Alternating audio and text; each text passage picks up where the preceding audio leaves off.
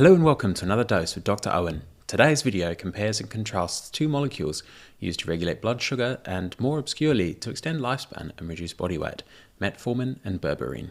One is a herbal extract supplement you can buy over the counter, and the other is a regulated synthetic drug, typically available only on prescription. But, because their effects are so similar, berberine has sometimes been colloquially described as poor man's metformin. Let's get into whether the scientific evidence supports this claim. First, what is berberine? It's a naturally occurring molecule found in both traditional Chinese medicine and Ayurvedic medicine. It's a lightly regulated, generally regarded as safe supplement that has been shown to achieve similar reductions in blood sugar levels in type 2 diabetics as metformin, whilst also offering the potential of a small but not insignificant amount of weight loss and a healthy change in your circulating levels of fats or lipids in the blood. Despite its clear difference in chemical structure, as seen on the previous slide when compared to metformin, it works in much the same way. But because it has lower bioavailability when taken orally, or less of it gets from the gut into the bloodstream, it tends to sit longer in the gut and may therefore have even stronger gastrointestinal effects and side effects. Next, what is metformin? It's a regulated synthetic medicine that's become popular for its relatively mild risk profile for treating type 2 diabetes and polycystic ovarian syndrome. So how do they work? Well, via lots of parallel mechanisms, but a major one of importance is that they both activate an enzyme called AMPK, or AMP kinase, which simulates our body's natural response to food scarcity and fasting by signaling the slowdown of anabolic or building up processes, such as that of building muscle and fat, and the ramping up of catabolic or breaking down processes of these same tissues. They also seem to slightly reduce appetite, reduce glucose release from the liver, and increase the sensitivity of our muscle and liver cells to insulin, which in turn causes more efficient uptake of sugars circulating in the blood, and they both alter our gut microbiomes, which explains why the most common side effects for both are to do with gastrointestinal upset, think constipation, bloating, and diarrhea. The problem is that we don't really have a good way of collating the qualitative data around this, or put simply, the severity of those symptoms, only the quantity or frequency of occurrence, which is to say, it's common in both. Now let's see what the science has to say on comparing the two.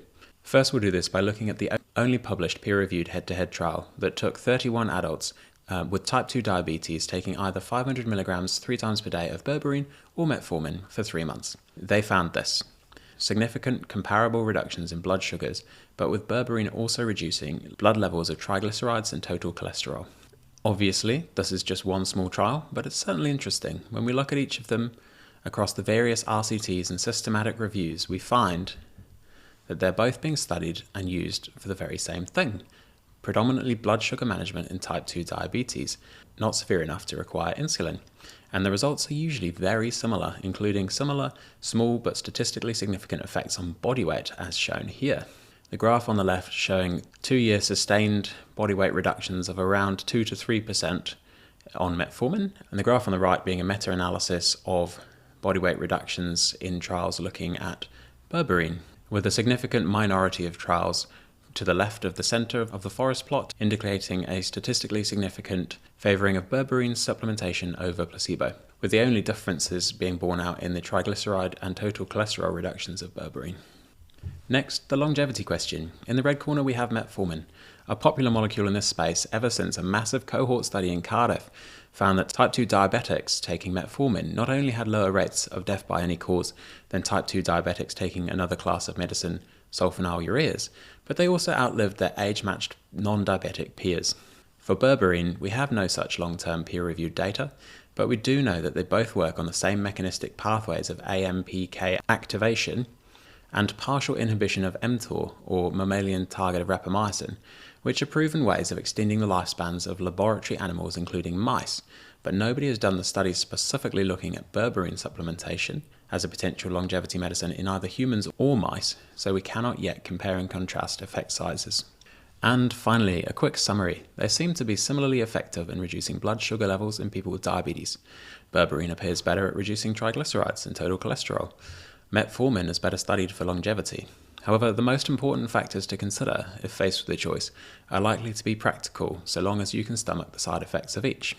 The main differences are that one is a regulated drug with all the necessary testing of quality and quantity that comes with that, and the other is a herbal supplement that cannot by law be explicitly sold as a treatment for diabetes or any other medical disorder. The relative ease of access and cost of each of these molecules will vary greatly with your geographical location.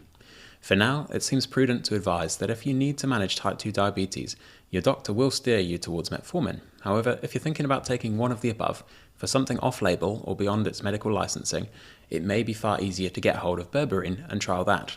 Lastly, an important caveat, that I'm not suggesting you pick one or the other for whatever personal reason you might be weighing them up. This video is instead just an attempt by me to fill in some information gaps with an examination of the available evidence comparing the two. That's all for today's video. Thank you for watching. See you next time.